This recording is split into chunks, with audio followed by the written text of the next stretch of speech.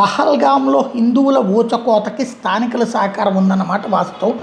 ఎక్కడో హోటళ్ళలో ఉన్నటువంటి టూరిస్టుల్ని అక్కడికి వచ్చేలా చేసింది కూడా స్థానికులే, కాపాడే ప్రయత్నం చేసింది కూడా స్థానికులే. ఇద్దరిది చూసాం.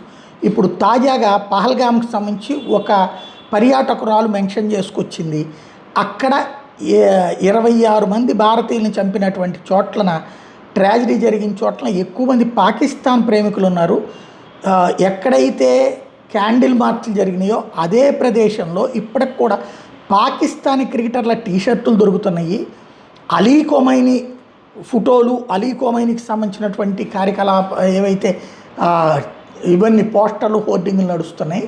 అంటే వీళ్ళకి మత పిచ్చ ఎంతగా ఉందో అర్థమవుతుంది. అంటే భారతీయుల్ని తెలిసినే చంపించారు వీళ్ళు, సహకరించారు, లేకపోతే ఊళ్ళో ఉన్నటువంటి వాళ్ళందరూ తలా ఒక చేస్తే ముగ్గురు తీవ్రవాదులు పట్టుకోలేరా, లేదా తీవ్రవాదులు కొట్టి చంపలేరా అంటూ చేసిన వీడియో ఇప్పుడు బాగా సంచలనం సృష్టిస్తోంది.